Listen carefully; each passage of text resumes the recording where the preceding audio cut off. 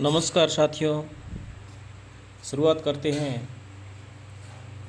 प्रेम मार्गी शाखा सूफी काव्य से। सूफी दर्शन को कहा गया तसव्वुफ। सूफी प्रेमाख्यानों में नायिका को माना गया है परमात्मा। सूफियों के रहने का स्थल खानकाहा। डॉक्टर गणपति चंद्र प्रेमाख्यान काव्य परंपरा का प्रवर्तन किस रचना से मानते हैं? असाहित्यकृत हंसावली से 1370। डॉक्टर रामकुमार वर्मा के अनुसार प्रेमाख्यान काव्य परंपरा का प्रवर्तन मुल्ला दाऊदकर्त चंदायन 1379 ईस्वी। आचार्य द्विवेदी प्रेमाख्यान काव्य परंपरा का प्रवर्तन मानते हैं ईश्वरदास कृत सत्यवती कथा 1501।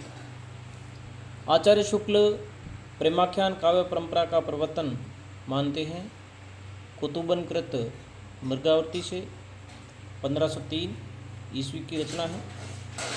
हंसावली असाहित्य की रचना है।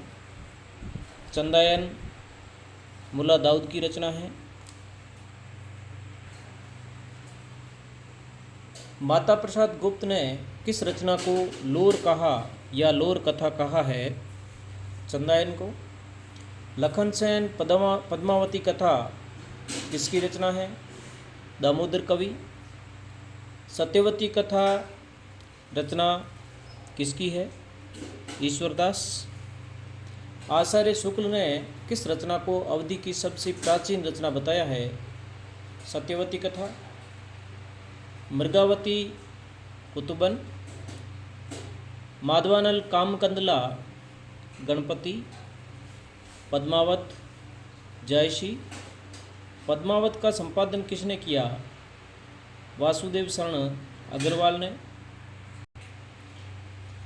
जायसी के गुरु शेख बुरहान मेहंदी। पद्मावत में प्रतीक चित्तौड़ तनका। रतन सेन मन का। सिंहलदीप हृदय का प्रतीक।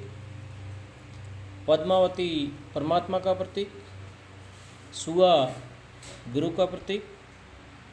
नागमती सांसारिकता का प्रतीक। राघवदू शैतान का प्रतीक।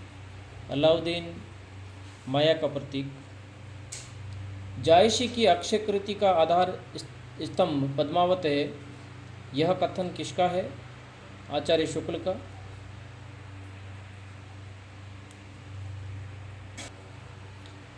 जायसी ने पद्मावत में जनपदीय उड़ेल दिया है, यह कथन किसका है? बच्चन सिंह। जायसी की अवधि का अर्घान या महक है, यह कथन किसका है? बच्चन सिंह। रतन सेन प्रेमी का आदर्श है और नागमती प्रतिवर्ता का, यह कथन किसका है? आचार्य हजारी प्रसाद द्विवेदी। आखिरी कलाम और अखरावट रचनाएं जायसी। मधुमालती मंजन 1545 ईस्वी। माधवानल कामकंदला चौपाई 1556 किसकी रचना है? कुशललाभ। प्रेम विलास जटमल। रूप मंजरी नंददास। छिताई वार्ता नारायण दास। माधवानल कामकंदला आलम। माधवानल कामकंदला चौपाई कुशललाभ की है और माधवानल कामकंदला आलम की रचना है। चित्रावली उस्मान। रस रतन पुहकर। ज्ञानदीप शेख नबी। प्रेम गाथा परंपरा को किससे समाप्त समझना चाहिए? शेख नबी से शुक्ल के अनुसार। सर्वाधिक प्रेमाख्यान किसने लिखे या सर्वाधिक प्रेमाख्यान लिखने का श्रेय जान कवि को जाता है? जान कवि ने 78 काव्य ग्रंथ लिखे, जिसमें 29 प्रेमाख्यान काव्य है।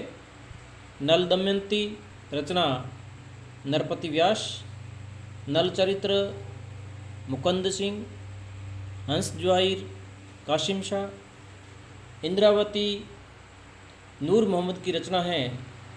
इंद्रावती सूफी पद्धति का अंतिम ग्रंथ माना जाता है आचार्य शुक्ल के अनुसार। अनुराग बांसुरी रचना नूर मोहम्मद। अनुराग बांसुरी सूफी आख्यानों की अखंडित परंपरा यहीं समाप्त मानी जा सकती है आचार्य शुक्ल के अनुसार। यानी सूफी आख्यानों की अखंडित परंपरा यहीं समाप्त मानी जा सकती है आचार्य शुक्ल के अनुसार। अनुराग बांसुरी जो रचना है उस रचना से सूफी आख्यानों की अखंडित परंपरा समाप्त मानी जा सकती है आचार्य शुक्ल के अनुसार। रोज़तुल हकायक नूर मोहम्मद। भारत में सूफी धर्म का प्रसार प्रसार किसने किया? ख्वाजा मोइनुद्दीन चिश्ती ने। लखन सेन पद्मावती कथा दामोदर कवि।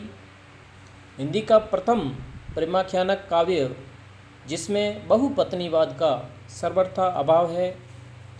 मंझनकृत मधुमालती में चित्रलेखा, कहरानामा, मसालानामा रचनाएं हैं।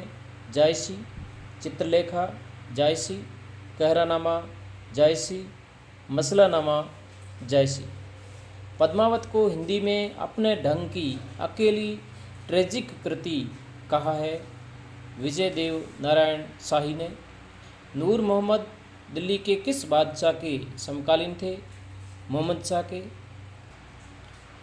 रोज़तुल हकायक नूर मोहम्मद। ज्ञानदीप शेख नबी। एक नवोपलब्ध काव्य कहावत किसकी रचना मानी जाती है? जायसी की। जायसी की किस ग्रंथ में कयामत का वर्णन है? आखिरी कलाम।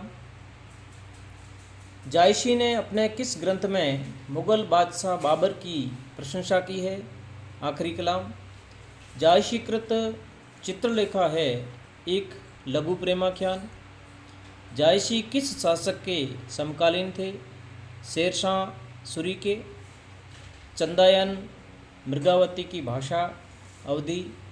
सूफी कवि उस्मान किस शासक के समकालीन थे? जहांगीर।